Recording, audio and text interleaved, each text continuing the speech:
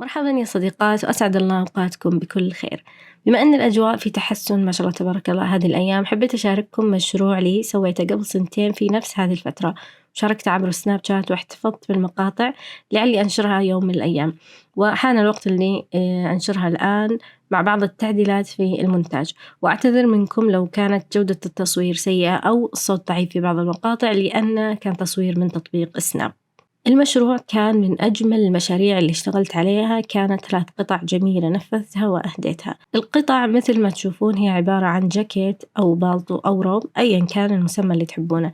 ينفع تسوينه شتوي بقماش ثقيل أو صيفي بقماش خفيف. هنا أخذت لي أقمشة تويد وهي خفيفة نوعا ما، لكن أضفت لها بطانة ثقيلة وصارت قطعة شتوية فخمة. الروب الأبيض والأسود ما صورت خطواتها لأني سويتها وكنت مستعجلة جدا أبي أخلصها بسرعة، لكن الأخير صورت كل خطواته بالتفصيل وطولت فيه أكثر من الاثنين اللي قبله، لأني وقتها كنت حامل وبديت أثقل، فكان هذا آخر شيء خيطته، وبعدها وقفت إلى أن ولدت بالسلامة الحمد لله. طيب أترككم الآن مع الفلوج وأتمنى لكم مشاهدة ممتعة. أول خطوة نسويها في أي مشروع هي الباترون، لكن هنا باتروني جاهز لأني مسوية لي روب شتوي قبلها بكم سنة واحتفظت بالباترون والآن استخدمته من جديد. هنا هذا المقطع الوحيد اللي وثقته للروب الأبيض، وقتها قصيت القماش الأساسي وهذا كان قماش البطانة، فاستخدمت القماش الأساسي كباترون وقصيت عليه. ونبدأ بالقماش الثاني. أول شيء ثنيت القماش بالنص وثبت باترون الخلف عند الجزء المثني، تركت مسافة 3 سنتي عشان كنت بسوي كسرة بسيطة.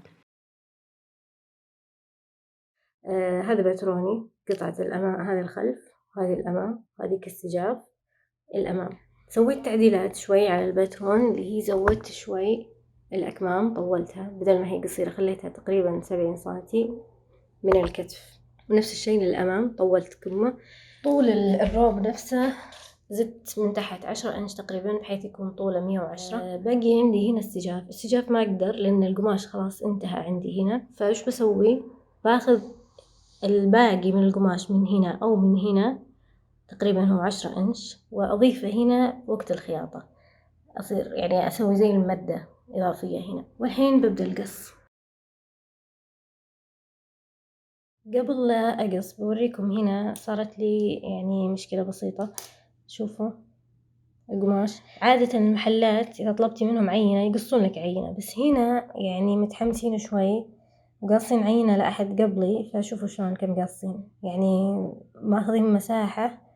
فأنا لما جيت حطيت باتروني على الطرف ونهايته هنا صار رايح جزء منه، فاضطريت إني أزحف الباترون وراح علي يعني جزء من القماش كنت المفروض إني أستغله، خاصة إن قماشي تقريبا 2.5 متر، يعني لو إنه 3 أمتار كان عادي، لكن 2.5 متر فأحتاج إني أستغل كل متر أو كل سنتي فيه عشان أحط قطع الباترون حقتي.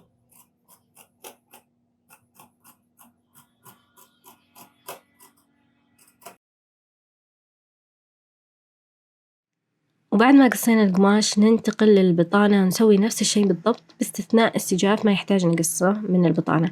الباقي من القماش قصيت منه الحزام. وهنا كنت ما بعد قصيت القماش الأسود، فقررت إني أقصهم كلهم مرة واحدة وأنظف المكان من بقايا القص عشان أرتاح وأنا أشتغل، ما يكون المكان فوضى.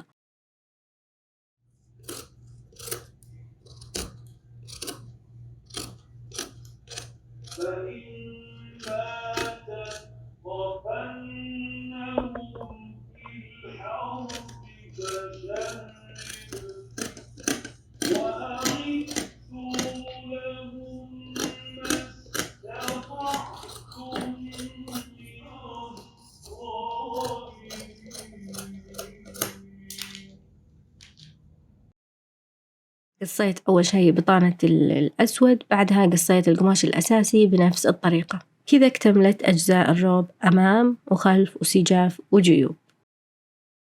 طبعا زي ما ذكرت لكم بداية الفيديو كنت حامل وكان القص متعب لأني أقص على الأرض، مساحة الطاولة عندي ما كانت تكفي، فكان هالشيء سبب آلام ظهري، لذلك أخذت فواصل كثيرة أثناء تنفيذي لهذه القطعة ومنها هذا الفاصل.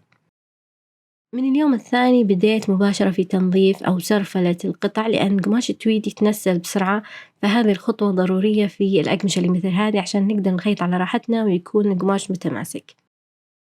زي أي خياطة لازم تمر بهالموقف، يخلص الخيط وهي داخلة جوف الخياطة ما انتبهت، غير إني ما انتبهت إن الخيط قرب يخلص، ما كان عندي أساسًا خيط ثاني، فدبرت حالي بالخيط الصغير هذا، والحمد لله مشى الوضع تمام.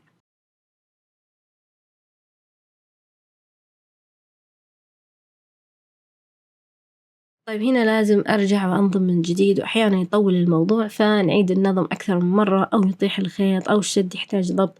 فالماكينة هذه لي معها صولات وجولات، فخلاص أنا اتعودت عليها وعلى فصلاتها. المشكلة ما نقدر نستغني عنها لأنها تعطينا نتيجة حلوة، والتشطيب النهائي للقطعة يصير ممتاز.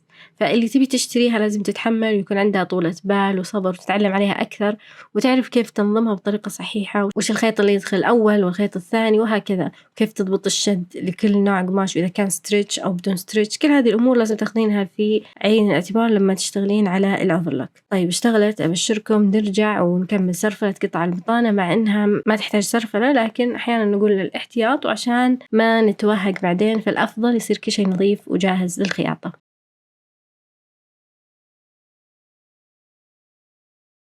ننتقل بعدها للخياطة. بديت أول شي بالجيوب، جهزتها بالفازلين وكويتها وخيطتها بهذا الشكل. طبعا أي قطعة تخيطينها لازم يكون لها تسلسل معين، لأن في قطعة تتخيط قبل قطعة ثانية. مثلا الجيوب أحب إني أثبتها على قطعة الأمام قبل أخيط الأمام والخلف مع بعض، علشان يكون أسهل علي والقطعة تكون أصغر. وهكذا أي موديل له تسلسل معين في الخياطة، وبحسب ممارستك تكتسبين الخبرة وتصيرين تعرفين بشكل بديهي وش اللي تبدأين بأول شيء وش اللي تخلينه آخر شيء. إذا كنتِ مبتدئة وتلخبطين في الخطوات، يُفضّل تكتبينها عندِك وتمشين عليها خطوة بخطوة. هنا بعد ما ثنيت تقريبًا نصف سنتي وخيّطته، بعدها قلبت الجيب بحيث يكون وجه القماش فوق وظهر القماش تحت، ثنيت الجزء اللي فيه الفازلين وخيّطته من يمين ويسار بهذا الشكل.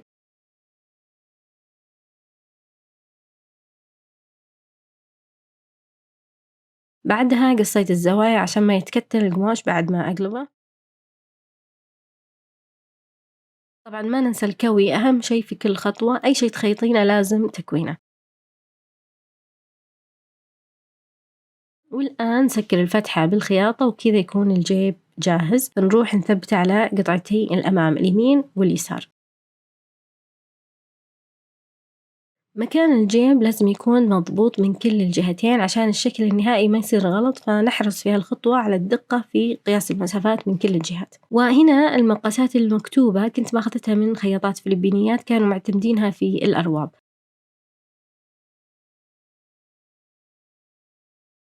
أما الجيب خيطته بهذا الشكل، بديت من نقطة واحد ولفيت إلى أن وصلت إلى نقطة اثنين، وطلع معنا مرتب وجميل بهذا الشكل.